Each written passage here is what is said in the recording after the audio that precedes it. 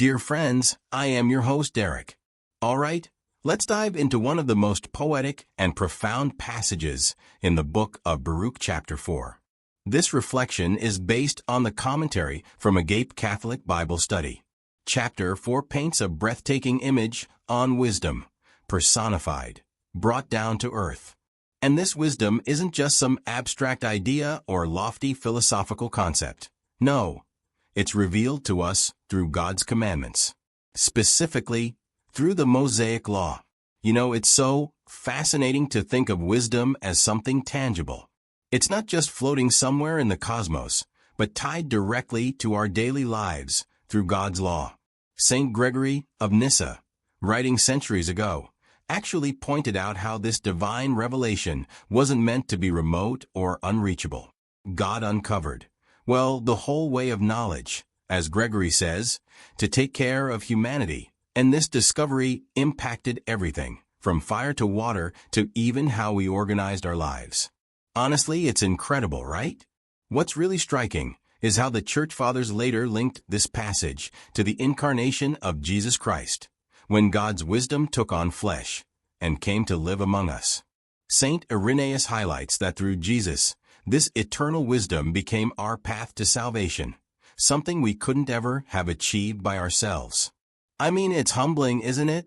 To think that this same divine wisdom, through the Mosaic Law and later Christ, continually invites us into this intimate relationship with God. I want to pause here for a second because this really resonates with me on a personal level. A while back, I visited an archive full of old, handwritten theological manuscripts. The kind you have to handle with gloves on. And one thing that stuck with me was how pervasive this theme of wisdom as a guiding light was. It was described almost poetically as a lighthouse amidst stormy seas, something sturdy and constant that helps, guide us to safety. And I think, in a way, God's law serves just like that lighthouse for all of us, whether in ancient Israel or today, steering us back on course when we veer off. So when the book of Baruch talks about keeping wisdom and living by its radiance, it's more than just a set of rules. It's like an invitation to anchor ourselves in something eternal, something that brings us closer to God's glory and purpose. And when it says, "Blessed are we, what pleases God has been revealed to us," that makes this all feel so personal. Almost like God's revelation isn't just an event in the past, but a living, breathing guide for us right now. And that's where I think the story here gets even richer. This divine wisdom isn't meant to be locked away or reserved for an elite few. It's accessible to anyone willing to follow that light, to live in alignment with God's laws and His will. That's a pretty radical kind of inclusivity for something written so long ago, isn't it? But of course, there's so much more going on in this chapter of Baruch. Just wait until we talk about what happens next. Alright, let's shift our focus to the exile described in Baruch 4. In verses 7 and 8, we're reminded of something deeply profound. This exile wasn't about annihilation. No, it was correction, divine discipline meant to lead the people back to God's covenant. They had forgotten the eternal, offering sacrifices to, demons instead of Him. And honestly, it's heartbreaking, but it makes sense, right? Sometimes, growth only happens in the refining fire of consequences. Here, Jerusalem is personified as a grieving mother. In verses 9 through 16, she watches her children, her people, taken away in captivity. It's like this devastating, poetic image of a widow mourning, widowed not in the traditional sense, but by the loss of divine care. She reflects on how their defiance, their neglect of God's law, led to this moment.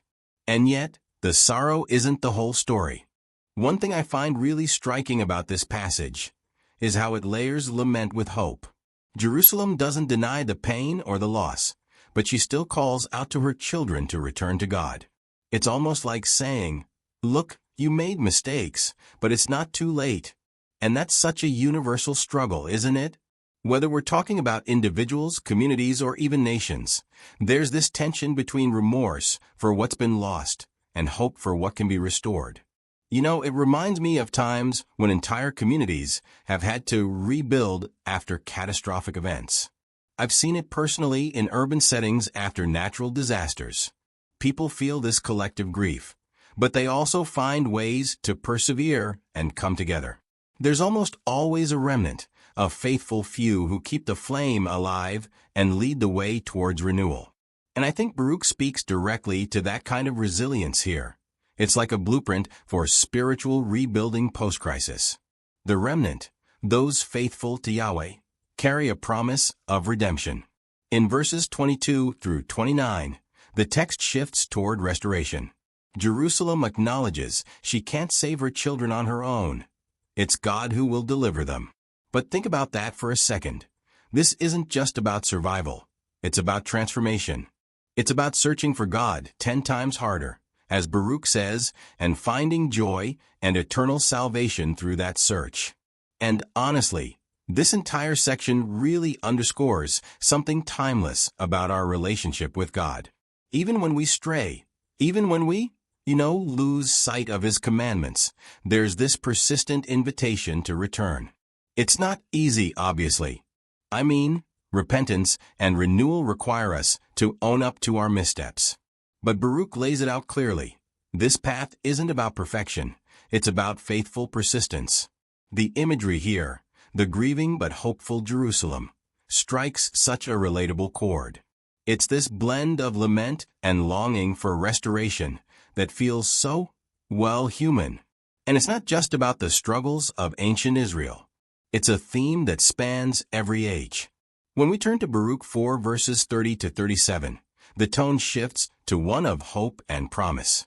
These verses are like a deep breath after a long journey through grief and discipline. Jerusalem is urged to take courage, to lift her eyes and see the joy and restoration that God has prepared. It's almost like the text places us in the moment right before dawn, when the night feels heavy, but you can start to sense the light coming through. There's this beautiful image of the exiles returning home, described almost like a family reunion. And that's not a far stretch. It's the covenantal faithfulness of God that brings them back. Even when relationships are strained or promises are broken, as they were in this case, God doesn't abandon His people. He consoles Jerusalem, reminding her that the same God who allowed her suffering will now bring her joy and healing.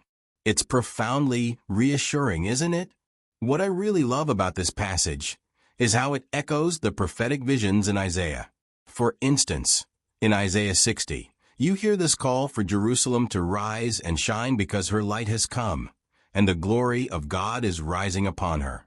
There's this consistent thread of consolation and justice running through both texts that promises renewal in the face of despair. It's not just about physical restoration. It's about spiritual healing too. This actually reminds me of something closer to home. Austin, where I live, is full of vibrant jazz clubs. And I remember one that had to close its doors for a while.